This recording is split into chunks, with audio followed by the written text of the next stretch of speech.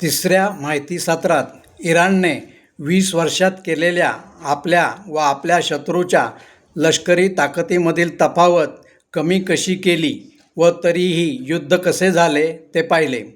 परंतु याचा अर्थ असा नव्हे की इराणने 20 वर्ष केलेली तयारी फुकट गेली.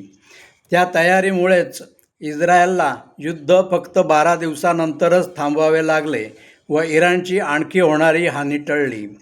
इराणने 20 वर्षात युद्धाची जी प्रचंड तयारी केली त्याचे मुख्य कारण म्हणजे इराणकडे असलेले खनिज तेलाचे व नैसर्गिक वायूचे साठे व त्यापासून मिळणारी प्रचंड आर्थिक ताकद हे होते.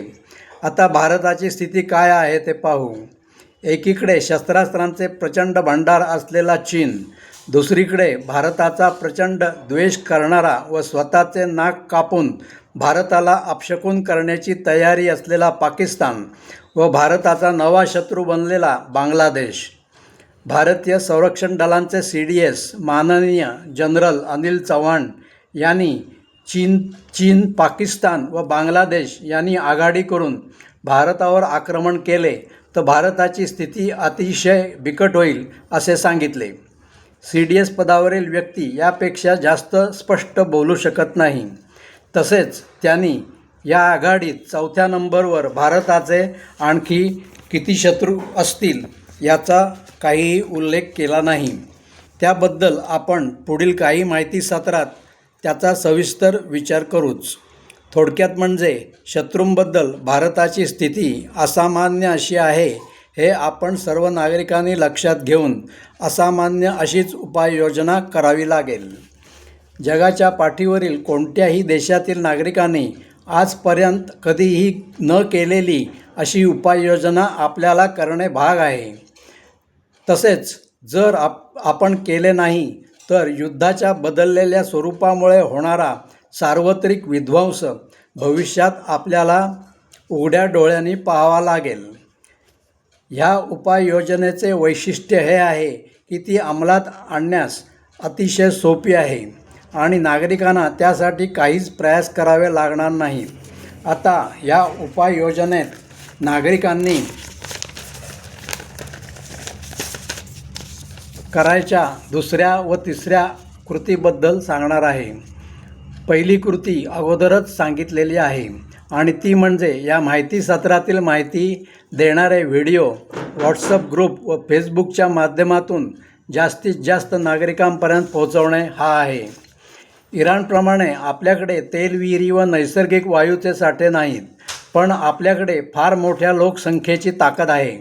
जर आपण सैन्य दलांच्या आधुनिकीकरणासाठी कायमस्वरूपी संरक्षण निधीची स्थापना केली व त्या निधीचे बँक अकाउंट नंबर देशातील सर्व नागरिकांना सहज उपलब्ध होतील याची व्यवस्था केली तर या संरक्षण निधीच्या माध्यमातून आधुनिकीकरणासाठी फार मोठा निधी सरकारला सातत्याने मिळत राहील.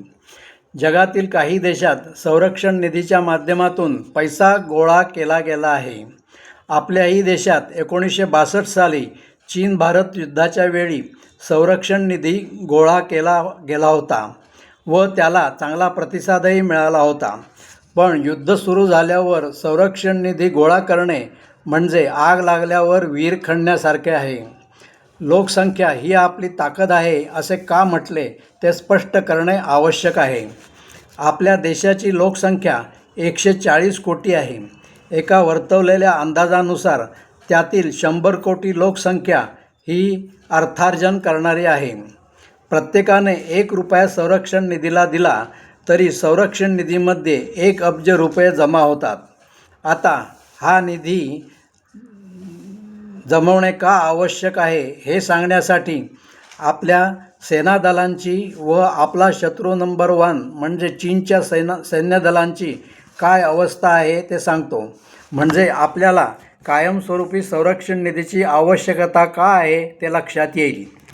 2 वर्षापूर्वीच संरक्षण दलांच्या 60,000 कोटी रुपयांच्या मागण्या केंद्र सरकारने नामंजूर केल्या होत्या व त्याबद्दल सैन्यदलातील काही निवृत्त अधिकाऱ्यांनी नाराजी व्यक्त केली होती. ही बातमी सर्वांनी वाचली असेलच.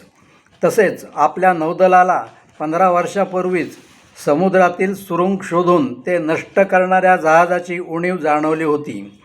असे जहाज घेण्याच्या मागणीला काही दिवसांपूर्वी म्हणजे तब्बल 15 वर्षांनंतर मंजुरी मिळाली.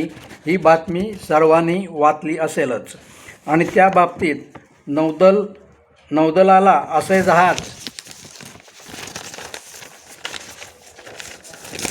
जहाज नक्की केव्हा मिळेल याचा उल्लेखही नाही, तो नाहीच.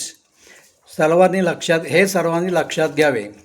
सैन्य दलांच्या आधुनिकीकरणासाठी कायमस्वरूपी संरक्षण निधी उभारण्याची आवश्यकता का आहे याची भरपूर माहिती पुढील माहिती सत्रातून दिली जाईलच. पण 5व्या माहिती सत्रात आपण नागरिक नेमके काय करायचे आहे याची माहिती देणार आहे. जय हिंद.